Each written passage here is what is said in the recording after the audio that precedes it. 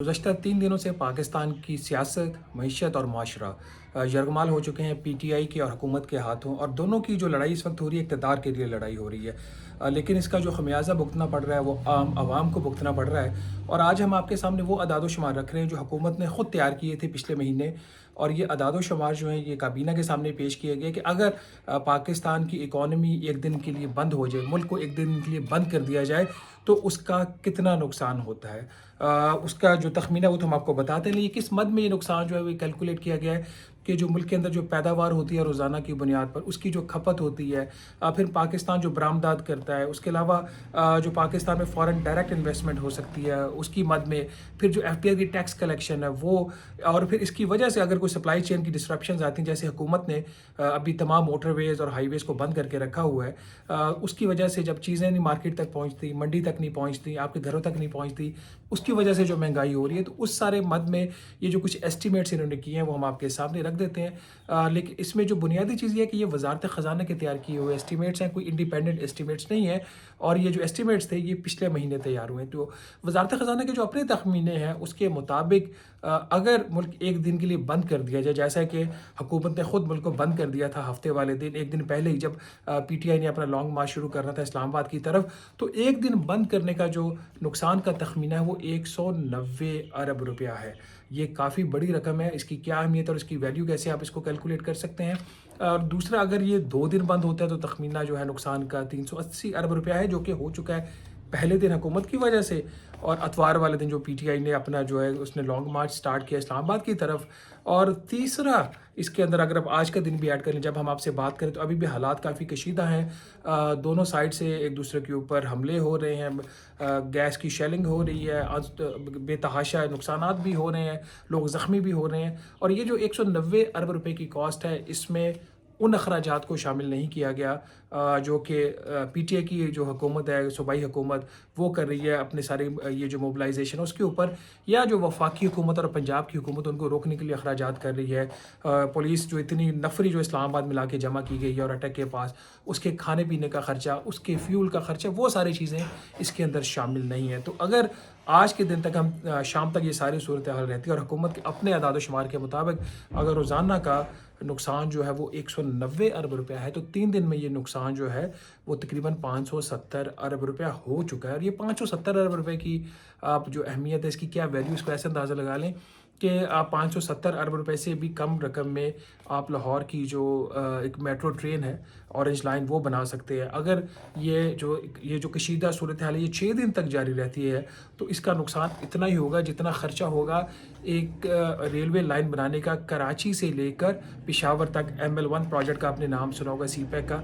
और ML1 इसलिए शुरू नहीं हो पा रहा क्योंकि पाकिस्तान में कर्ज़े लेने की सकत नहीं है। तो जहाँ पे मुल्क के अंदर कर्ज़े लेने की सकत नहीं है, वहीं पे हुक्मरान और अपोजिशन और इस्टेब्लिशमेंट की जो लड़ाई है, उसकी वजह से जो रोज़ाना की बुनियादों पर नुकसान हो रहा है वो उससे कहीं ज़्यादा, जिससे कई बड़े बड़े मनसूबे जो हैं वो उसके ऊपर काम किया जा सकता है। ये जो तखमीना लगाया है वज़ारत ख़ज़ाना ने, उन्हीं के जो एस्टिमेट्स हैं उसके मुताबिक अगर एक दिन मुल्क बंद रहता है तो जो डायरेक्ट लॉस होता है रियल जीडीपी का, इकोनॉमिक ग्रोथ का, वो तकरीबन 113 अरब रुपए का है, जिसमें उनके ख्याल में कोई तकरीबन 26 अरब रुपए का ज़राअत का नुकसान है, 20 अरब रुपए का इंडस्ट्री का नुकसान है, और तकरीबन ये जो इन्होंने एस्टिमेट लगाया हुआ है सर्विसेज खिदमात का जो सबसे बड़ा शोबा है उसका नुकसान का तखमीना 58 अरब रुपया। जो ट्रांसपोर्ट इस वक्त पाकिस्तान में बंद पड़ी हुई है, मेजॉरिटी जो 2 शहर हमारे जो सूबे हैं वहाँ पे, उसका तखमीना जो टोटल सारा सर्विसेज का जो सेक्टर का तखमीना है वो 58 अरब रुपया है। तो ये मिला के कोई 113 अरब रुपया हो जाता है। और जो दूसरे जो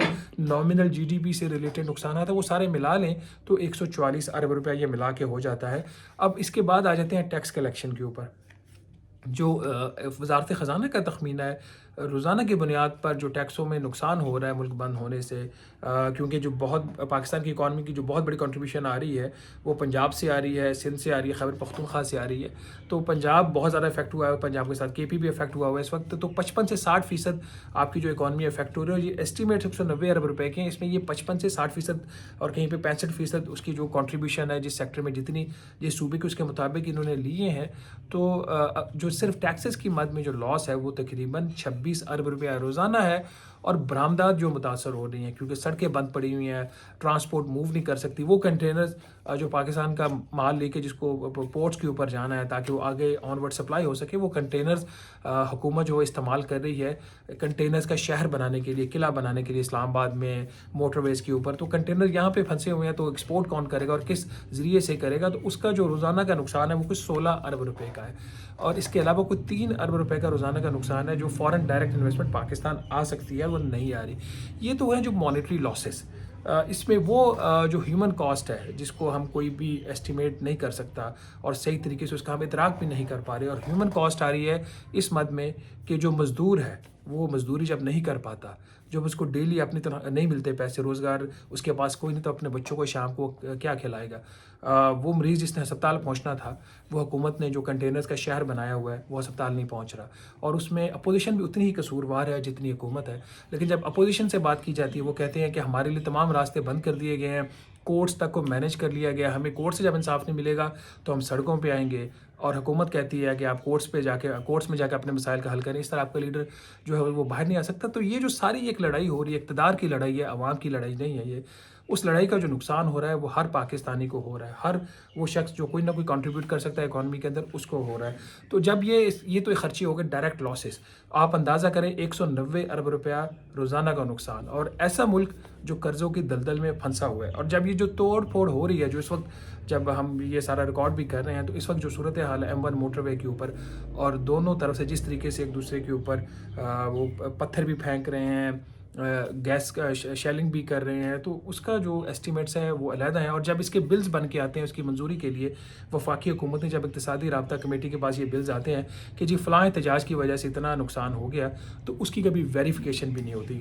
کھانے کی مد میں نے خود وہ دیکھے ہوئے ہیں جو سمریز آتی ہیں ECC کے پاس، کھانے کی مد میں روزانہ کے کروڑوں روپیہ ڈالا ہوتا ہے. فیول کی مد میں کس نے جا کے وہاں پہ ویریفائی کرنا ہے کتنا خرچہ ہوا اور کتنا خرچہ نہیں ہوا.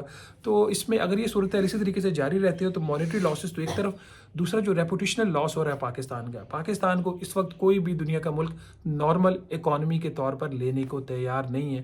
ایسی نارمل فنکشننگ اکانومی جہاں پہ کچھ بھی ہو، سیاست تو ہر ملک کے اندر ہوتی ہے، جاپان جیسے ملک میں بڑے پولیٹیکل اپہیولز ہوتے ہیں، لیکن اکنامک جو لاسز ہیں وہ نہیں ہوتے. یہاں پہ ایسا ایک حکومت کے پاس غالباً پتہ نہیں یہ کیا کرنا چاہتے اور کیا نہیں، ایسی یہ اسٹریٹجی اپنا رہے ہیں جس سے خود یہ نقصان کریں. PTI کا تو مقصد یہی تھا کہ پاکستان بند کر دو، پاکستان کو جب انسٹیبل ہوگا تو حکومت شیکن ہوگی. وہ مقصد جو ہے ہمارے وزیر داخلہ اور وزیر مواصلات جو ہیں وہ پورا کر رہے ہیں.